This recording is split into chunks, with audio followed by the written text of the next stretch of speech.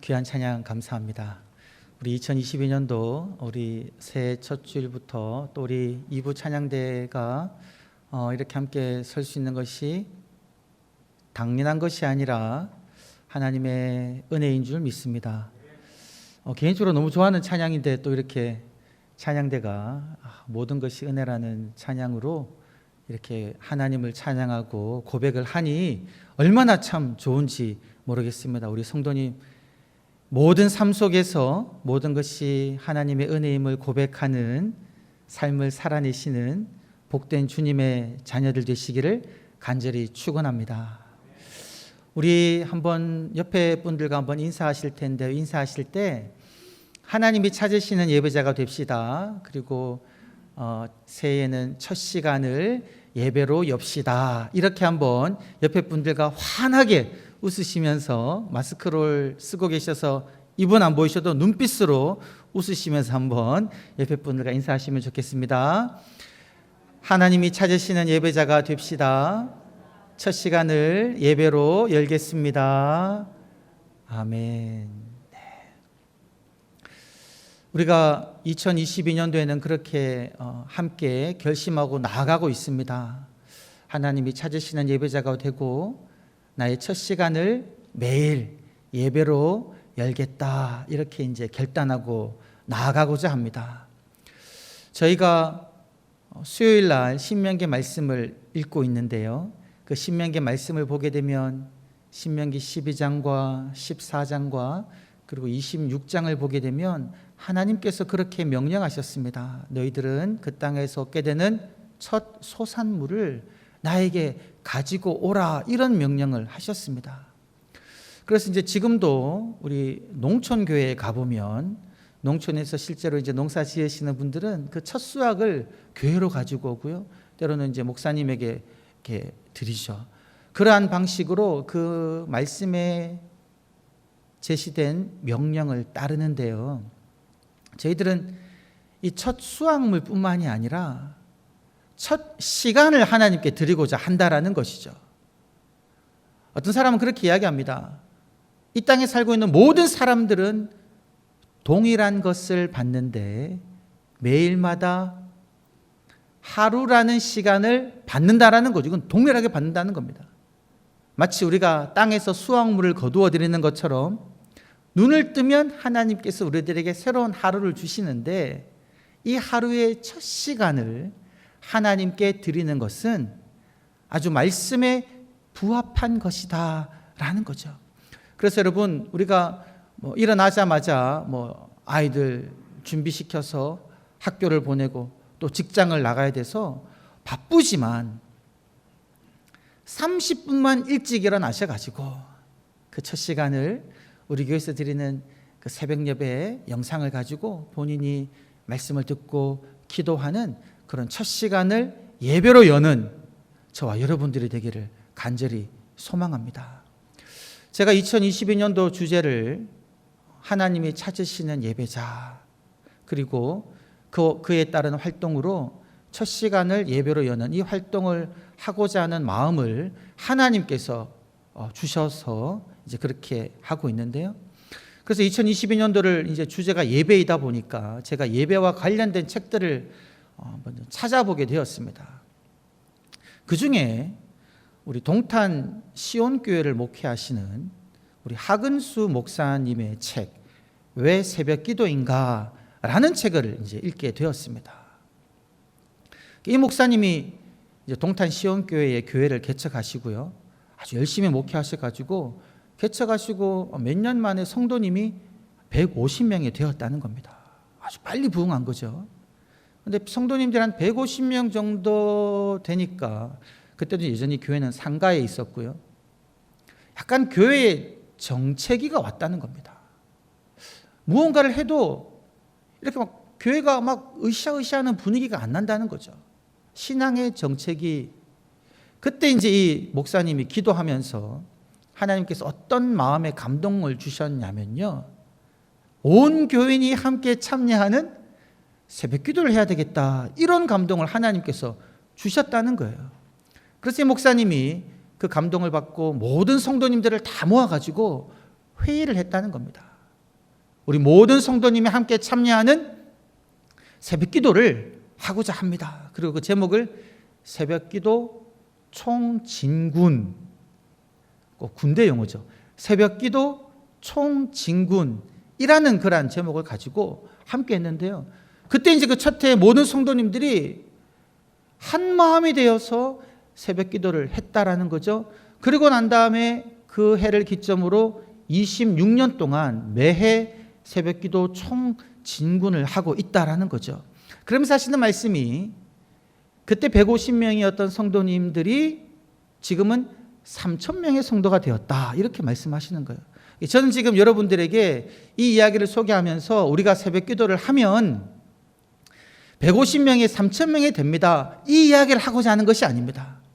그것이 아니라 이분들이 새벽 기도를 하게 되면서 얻었던 그 유익이 제게 아주 큰 감동이 된 것이죠.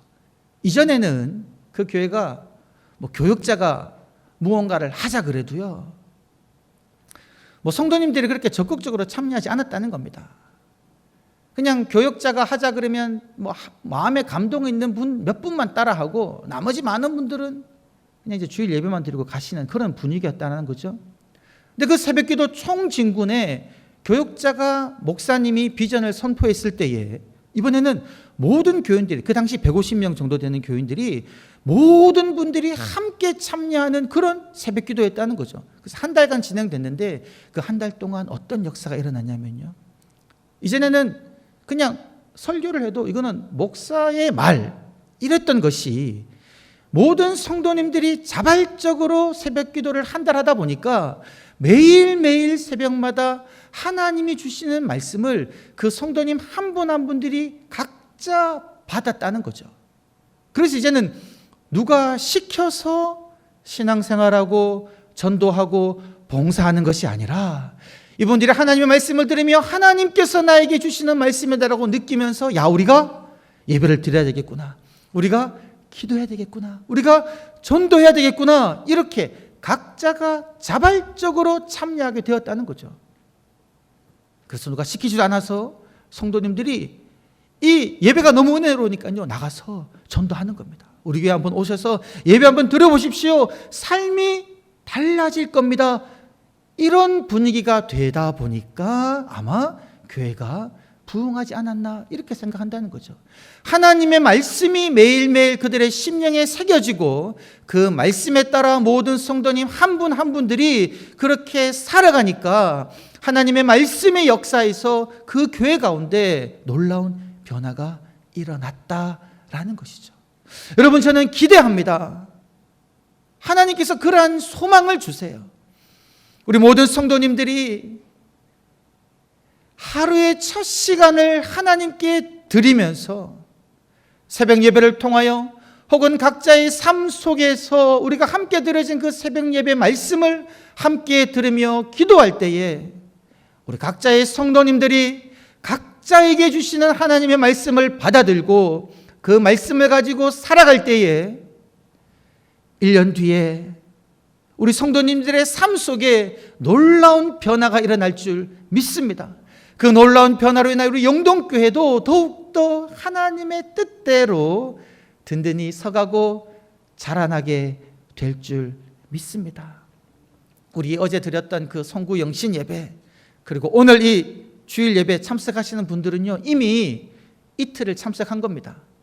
그래서 우리 성도님들 결단하시고 첫 시간을 예배로 여는 저와 여러분이 되시기를 주의 이름으로 간절히 축원합니다. 저희가 이제 지난해 마지막 주일날 그러한 한 절 외침을 했습니다. 나의 기대대로 되지 않아도 하나님은 여전히 일하고 계십니다. 이러한 신앙의 고백을 외쳤죠. 나의 기대대로 일이 되지 않아도 하나님은 여전히 일하고 계십니다. 이제 2021년도를 맞이한 이 첫 주에 우리들은 그렇게 다짐하기를 원합니다. 내 기대대로 되지 않아도 하나님은 여전히 일하시니 올해는요, 어떤 다짐을 하기를 원하냐면요, 도중에 멈추지 않고 하나님이 맡기신 일을 계속 하겠습니다. 도중에 멈추지 않고 하나님이 맡기신 일을 계속 하겠습니다. 이러한 다짐인데요. 우리 모든 성도님들 가슴에 손을 얹고 새해의 이 다짐을 함께 한번 외쳐보기를 원합니다. 시작. 도중에 멈추지 않고 하나님이 맡기신 일을 계속 하겠습니다. 아멘. 여러분, 무엇이 우리로 하여금 우리의 걸음을 멈추게 할까요? 무엇이 우리로 하여금 내가 하나님을 향하여 품었던 거룩한 소망의 걸음을 멈추게 하겠습니까? 때로는 사람들의 무관심이 그리고 호응하지 않음이 우리의 걸음을 멈추게 하기도 하고요.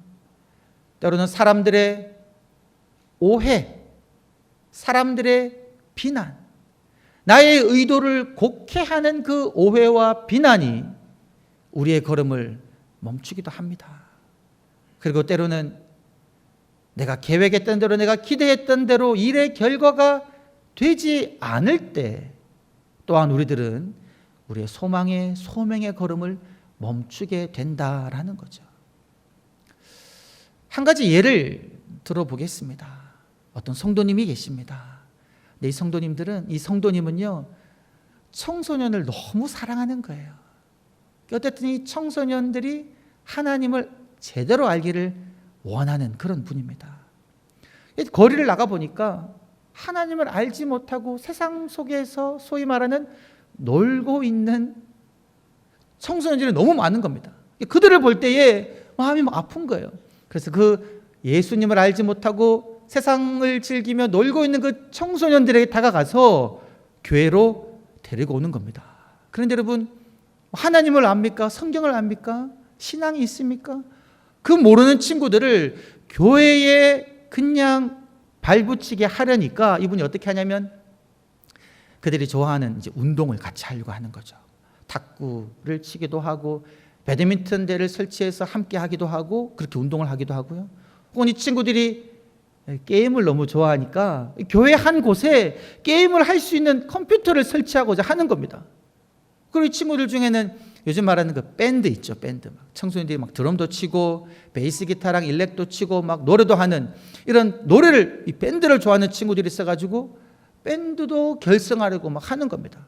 그리고 이들이 모임에 이제 뭐가 되니까 밥도 자기 돈 들여서 이제 사주는 거죠.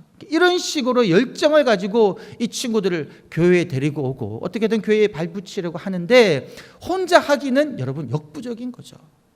뭐 컴퓨터를 들어놓으려고 그래도 운동기구를 살려고 그래도 밴드를 조직하려고 그래도 밥을 주려고 그래도 다 뭐가 필요합니까? 돈이 필요하니까 성도님들에게 이야기하는 겁니다. 지금 우리 교회에 이렇게 청소년들이 많이 왔으니 이들을 위해서 뭔가 좀 찬조를 해주세요. 좀 협조를 좀 해주세요. 이렇게 이야기를 하는 겁니다. 그런데 여러분, 이 성도님을 제외하고는 아무도 그 일에 관심을 가지지 않는 겁니다.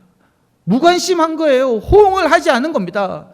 더구나 어떻게 이야기하냐면요, 아니 청소년들을 교회에 데리고 왔으면 교회에서 예배드리고 성경 공부하고 기도하도록 해야지 뭐 얘네들 데리고 뭐 교회에서 게임을 하게 하고 운동하게 하고 밴드를 조직해서 그렇게 막 시끄럽게 막 드럼을 두드리고 막 기타를 치느냐, 이런 식으로 이야기를 하는 거죠. 비난의 말인 거죠. 그리고 성도의 그 본심을 막 곡해하는 겁니다. 왜 이렇게 혼자 튀냐고, 왜 이렇게 일을 유별나게 하냐고 막 그렇게 막 비난을 하는 거죠. 이해를 못하는 겁니다. 그러다가 마침내 사건이 터지는 겁니다. 노는 친구들이다 보니까 여러분, 담배를 피는 청소년들도 있거든요. 그죠? 새롭지 않죠? 청소년들 때부터 막 담배를 피는 겁니다. 근데 이 친구들이 교회에 와도 교회에서 놀다가 그냥 어느 구석에서 화장실 들어가서 담배를 피는 거죠. 그러다가 딱 걸려버린 겁니다. 이게 교회에 문제가 일어난 거죠. 교회에 온 청소년을 데리고 성경 공부 안 하고 막 하다가 일도 이 친구들이 담배를 피지 않느냐, 그리고 막 친구들끼리 싸움도 일어나는 거죠.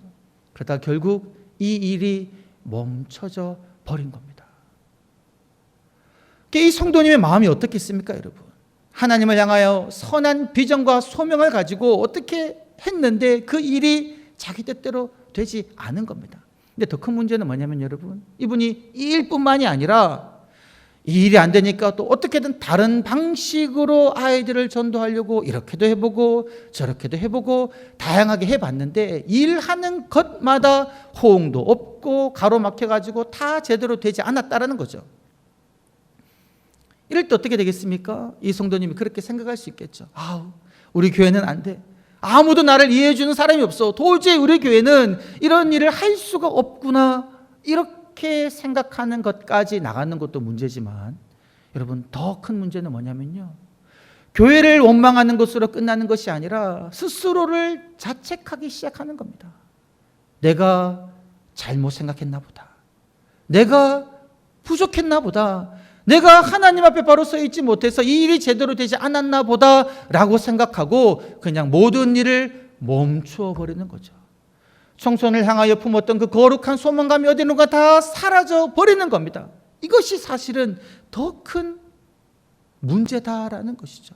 그분 마음속에 하나님이 주신 청소년을 향한 그 사랑의 마음이 사라져 버렸다는 겁니다. 왜요? 일이 제대로 되지 않음으로 말미암아. 오늘 말씀을 보게 되면 하나님께서 모세에게 그렇게 말씀하셨습니다. 하나님께서 모세에게 나는 여호와다. 나는 너희 조상들에게 이 약속의 땅을 주겠다라고 약속한 여호와이다. 애굽 땅에서 고된 노역으로 힘들어하는 이스라엘 백성들의 그 부르짖음을 내가 듣고 내가 너희 조상들에게 한 그 언약의 말씀을 내가 기억하여 이제 내가 그들을 구원하려고 하노니 모세야, 너는 이스라엘 백성들에게 가서 내가 그들을 애굽 땅에서 인도하여 약속의 땅으로 드리겠다라고 그들에게 말하라. 그들은 나의 백성이 되고 나는 그들의 하나님이 될 것이다 라고 말하라라고 하나님께서는 지금 모세에게 말씀하셨습니다. 그런데 여러분, 이 말씀은요, 오늘 이 출애굽기 6장에서 처음 하는 말씀이 아닙니다. 처음 하는 말씀이 아니라 처음에 모세를 하나님께서 부르실 때 이미 모세에게 하나님께서 이러이러한 하겠다라고 이미 말씀하셨다라는 것이죠. 그런데 여러분, 왜 하나님께서는 지금 모세에게 다시 또 동일한 말씀을 이야기하고 계시는 것일까요? 지금 하나님께서 6장에서 이러한 말씀을 하고 있을 때에 그 모세가 처한 상황이 어떠한 상황이었습니까? 우리가 지난주에 출애굽기 5장 말씀을 함께 들었었는데요, 그때 보면 이 상황이 어떤 상황인지 알 수가 있습니다. 모세가 하나님 말씀에 순종해서 하나님의 말씀을 이스라엘 백성들에게 전했는데, 그리고 바로에게 하나님의 말씀을 전했는데 그 일의 결과가 모세가 기대했던 대로 되지 않았음을 우리들은 살펴보았었습니다. 바로는요, 모세의 말을 듣고 무시했습니다. 하나님이 누군데 내가 네 말을 들어야 되냐라고 모세의 그 말을 그냥 면전에대고 무시했죠. 그리고 바로는 분노했습니다. 지금 너희가 게을러서 이런 일을 하겠다고 하니 바로는요, 분노해가지고 내가 너에게 짚을 조금도 주지 않겠다. 그러나 너희는 정해진 수량의 벽돌을 만들어야 된다 라고 진노 어린 명령을 했지요. 그리고 또 어떤 일이 났습니까? 백성들은 모세를 원망했습니다. 모세, 너 때문에 우리가 바로와 바로의 신하들에게 아주 냄새나는 악취나는 미운 것이 되었다. 그리고 모세, 너가 바로의 손에 칼을 주어서 우리를 죽이게 했다라는 소리를 듣죠. 여러분, 언제 모세가 바로에게 이스라엘 백성들을 죽이는 칼을 주었습니까? 그러한 의도는 전혀 없었음에도 불구하고 지금 모세는 이스라엘 백성들에게서 그러한 원망 섞인 소리를 듣고 있는 상황이었다라는 거죠. 더구나 하나님께서도 분명히 이스라엘의 더 심해지는 학대를 보고서도 하나님이 그들을 구원해 주지 않는, 하나님마저 잠잠하고 있는 그러한 상황을 지금 모세는 경험하고 있다는 겁니다. 이것이 지금 모세가 처한 상황인데요, 바로는 무시하고 분노하며 백성들은 원망하며 하나님마저 잠잠하는 이 상황 속에서 하나님은 지금 모세에게 그렇게 말씀하고 계신 겁니다. 모세야, 나는 여호와다. 오늘 본문 보게 되면 나는 여호와다라는 그 구절이 몇 번 반복됩니다. 근데 이 나는 여호와다라는 이야기는요, 나의 이름이 여호와이다라는 것을 강조하는 것이 아닙니다. 이 나는 여호와다라는 말은 무슨 말이냐면요, 나 여호와가 어떤 이인지를 알기를 원하는 말이다라는 거죠. 여러분, 우리가 이제 자녀들이 그렇게 이야기할 때가 있습니다. 아빠, 이번에 내 생일 선물 사줄 수 있는 여력이 돼? 이렇게 만약에 자녀가 묻는다고 생각해 보십시오. 그때 여러분, 아빠 입장에서 그렇게 묻는 자녀에게 무엇이라고 이야기하겠습니까? 아들아, 너 나 못 믿니? 내가 누구야? 나는 너의 아빠야, 아빠. 내가 네 생일 선물 하나 못 챙겨주겠냐고. 나를 믿어. 나는 충분히 너를 좋은 것 챙겨줄 수 있는 너 아빠야, 아빠. 이렇게 말하지 않겠습니까? 하나님이 지금 나는 여호와다라는 말은 바로 그러한 말이다라는 거죠. 모세야, 나는 여호와야. 일이 지금 제대로 되고 있지 않는 것 같아도 나는 약속을 지키는 여호와이며, 나는 이스라엘 백성들을 애굽 땅에서 건져내어 약속의 땅에 충분히 들일 수 있는 그런 여호와이다라고 하나님께서는 말씀하고 계시다라는 것이죠. 그래서 여러분, 이 말씀을 듣고요, 모세는 다시 한 번 더 힘을 냅니다. 하나님의 말씀, 너는 이스라엘 백성들에게 가서 나의 말을 전하라는 그 말을 듣고 모세는요, 다시 한 번 힘을 내서 이스라엘 백성에게 가서 하나님의 말씀을 전합니다. 여러분, 이것이 쉬운 행동이었을까요? 결코 쉽지 않죠. 지금 모세는요, 그 백성의 면전 앞에서 어떤 말을 들었습니까? 너가 바로에게 칼을 주어 우리를 죽이겠다. 이 모든 상황은 너 때문이야. 이런 말을 백성에게 들었죠. 그런 말을 한 이스라엘 백성 앞에 다시 가서 하나님이 여러분들을 애굽 땅에서 인도해 내실 것입니다. 이런 말을 하기가 어렵지요. 하지만 모세는 다시 한번 힘을 내서 백성들에게 하나님의 말씀을 전합니다. 네, 여러분, 그 결과가 무엇이었을까요? 용기 낸 모세의 말을 들은 이스라엘 백성들의 반응이 무엇이었을까요?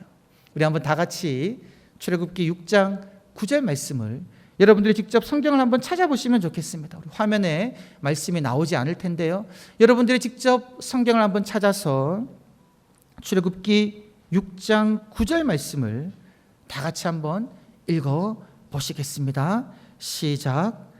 모세가 이와 같이 이스라엘 자손에게 전하나 그들이 마음의 상함과 가혹한 노역으로 말미암아 모세의 말을 듣지 아니하였더라. 모세는 다시 한번 용기를 내어 하나님의 말씀을 전하는데요, 그 말씀을 들은 이스라엘 백성들은 모세의 말을 듣지 않은 겁니다. 그 이유는 무엇이었냐면요, 말씀을 보게 되면 마음의 상함과 가혹한 노역으로 인하여 듣지 않았다, 이렇게 이야기합니다. 여러분, 여기서 말하는 마음의 상함은요, 어떤 의미가 있는 단어이냐면 마음이 좁아졌다는 겁니다. 마음이 좁아져 가지고 그 마음에 아무런 여유가 없어져 버렸다는 겁니다. 노역이 너무나 가혹해지니까 이제 이스라엘 백성들의 마음속에는요, 모세의 말을 들을 여유가 없는 겁니다. 그리고 그 마음속에는 낙심과 우울증으로 가득하고요, 옆에서 조금만 톡 건드리면 분노가 폭발할 정도의 그런 마음이 되어버렸다는 겁니다. 무엇 때문에요? 가혹한 노역으로 인해서 그들의 마음이 그렇게 좁아져 버렸다는 거죠. 성경은 그렇게 기록하고 있지 않지만 저희들은 그러한 장면을 상상할 수 있습니다. 이스라엘 백성들에게 모세가 와가지고 말을 전했을 때요, 아마 그들은 그렇게 말했을 것입니다. 그만 말하세요. 우리는 지금 당신의 말을 들을 여유가 없습니다. 우리는 빨리 달려가서 어떻게든 짚을 구해가지고 우리에게 할당된 그 벽돌을 구해야 됩니다. 굽지 않으면 우리들은 또 매맞을 것입니다. 일이 이렇게 된 것은 다 모세 당신 때문입니다. 이렇게 말하면서 이스라엘 백성들은 모세의 말을 듣지 않았다라는 거죠. 이러한 이스라엘의 반응을 보고 여러분, 모세는 어떠한 것을 경험했을까요? 모세의 마음속에 있던, 그의 마음속에 있었으나 사라졌다고 믿었던, 혹은 그가 그 마음 깊숙이 감추어 두었던 그 자신에 대한 두려움, 그 자신에 대한 트라우마가 스물스물 기어오르는 것을 경험했을 것입니다. 여러분, 모세가 그를 부르시는 하나님의 말씀 앞에 무엇이라고 말하며 거절했었습니까? 하나님, 저는 말을 못하는 사람입니다. 나는 입이 둔한 사람입니다. 이스라엘 백성들은 나의 말을 듣지 않을 것입니다 라고 말하면서 거절했었죠. 그렇게 거절했던 그 모세를 하나님께서 설득시키시고 마음을 바꾸게 하셔서 그로 하여금 이스라엘 백성 앞에 하나님의 말씀을 담대히 증거하게 하셨는데, 그렇게 말을 증거했을 때에 이스라엘 백성들의 그 거절함을 보고, 그리고 일이 제대로 되지 않음을 보며 모세는 어떻게 생각하기 시작했다는 겁니까? 거보세요, 하나님. 내가 안 한다고 했잖아요. 나는 못한다고 했잖아요. 나는 입술이 둔하고 말을 잘 못한다고 했잖아요. 이스라엘 백성들은 내 말을 듣지 않을 거라고 제가 말했잖아요. 보세요, 일이 어떻게 되었는지. 이렇게 하나님에게 말하기 시작했다는 것이죠. 그 말이 어디에 나와 있냐면, 여러분, 우리 12절 말씀을 다시 한번 읽어보겠습니다. 우리 12절 말씀을 다 같이 한번 찾아서 읽어보시겠습니다. 시작. 모세가 여호와 앞에 아뢰어 이르되 이스라엘 자손도 내 말을 듣지 아니하였거든 바로가 어찌 들으리까? 나는 입이 둔한 자입니다. 하나님께서 바로에게 가서 말하라는 그 말 이제는 못 듣겠다는 겁니다. 하나님, 나는 입이 둔한 사람입니다. 이스라엘 백성도 내 말을 듣지 않았는데 바로라고 내 말을 듣겠습니까? 바로가 내 말 거절하는 거 보셨잖아요. 이렇게 하나님의 그 부르심의 소명을 모세는 거절하고 있다는 겁니다. 여러분, 상황이 뜻대로 되지 않는 그 현실 앞에서 백성도 멈추고요, 모세도 멈추어 버립니다. 처음에 백성은 모세를 통해서 들려주신 하나님의 말씀을 들었을 때에 하나님을 믿었습니다. 하나님 우리를 찾아오셨고 우리의 고난을 살피셨다라는 말을 듣고 하나님을 경배하였죠. 그랬던 이스라엘 백성들이 그들의 노역이 가혹해지니까, 일이 더 힘들어지니까 이제는 하나님 말씀 듣기를 멈추어 버렸다는 겁니다.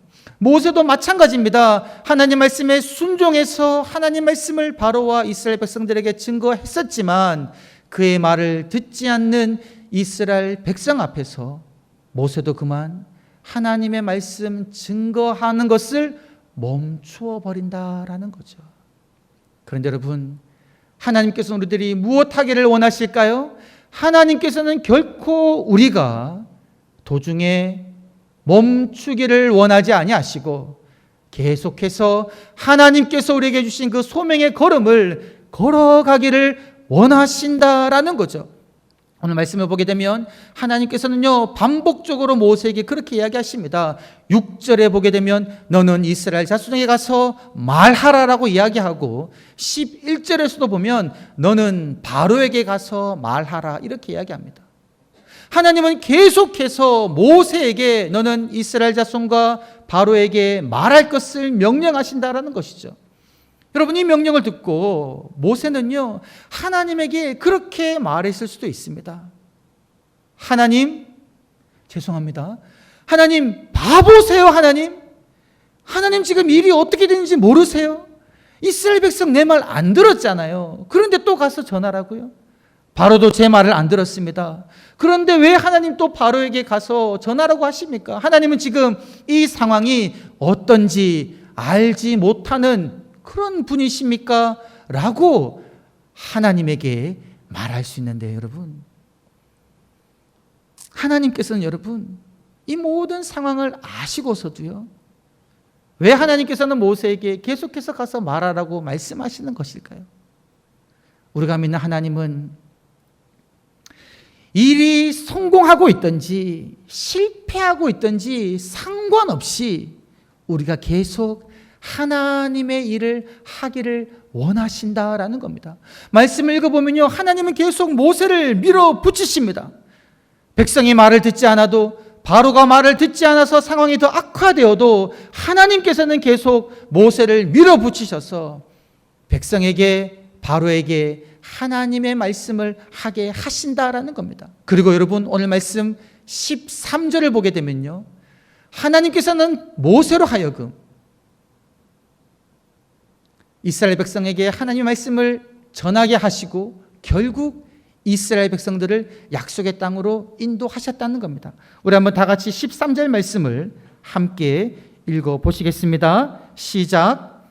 여호와께서 모세와 아론에게 말씀하사 그들로 이스라엘 자손과 애굽 왕 바로에게 명령을 전하고 이스라엘 자손을 애굽 땅에서 인도하여 내게 하시니라. 아멘. 하나님께서 마침내 이 일을 이루셨다라는 겁니다. 하나님 일을 하는 과정 가운데 분명히 난관이 있고요, 어려움이 있습니다. 그 어려움과 난관으로 인하여 우리들은 도중에 멈추어 버릴 때가 있다라는 거죠. 그러나 하나님께서는 우리가 멈추기를 원하지 아니하시고 멈추려고 하는 우리의 마음을 하나님께서는 계속 하나님의 말씀으로 채우셔서 그 걸음을 계속 걷게 하시고 마침내 그 걸음을 계속 걷는 우리로 하여금, 우리를 통해서 하나님은 당신의 놀라운 일을 이루시는 분이시다라는 사실입니다.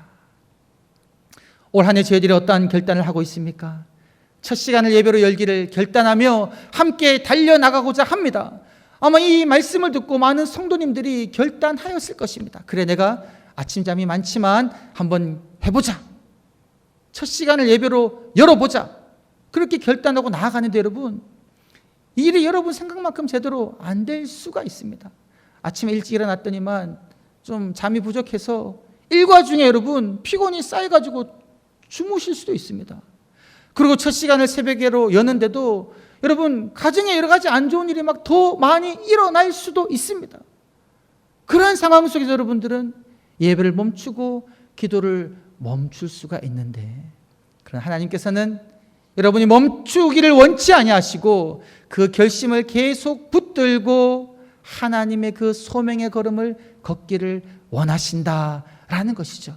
그러한 소명의 걸음을 걸었을 때에 하나님께서는 우리가 여는 그 첫 시간의 예배를 통하여 하나님의 놀라운 일을 이루실 줄 믿습니다. 그러한 일들을 경험하시는 저와 여러분이 되시기를 주의 이름으로 간절히 축원합니다. 하나님, 멈추지 않게 하여 주시옵소서. 하나님이 주신 그 소명의 걸음을 멈추지 않게 하여 주시고 계속해서 주님 바라보며 여전히 일하시는 하나님을 붙잡으며 소명의 걸음을 걷게 하여 주옵소서. 그리하여 마침내 이루실 하나님의 놀라운 일을 경험하며 하나님을 찬양하는 복된 삶 살게 하여 주옵소서. 감사드렸고 구주 예수님의 이름으로 기도드리옵나이다. 아멘.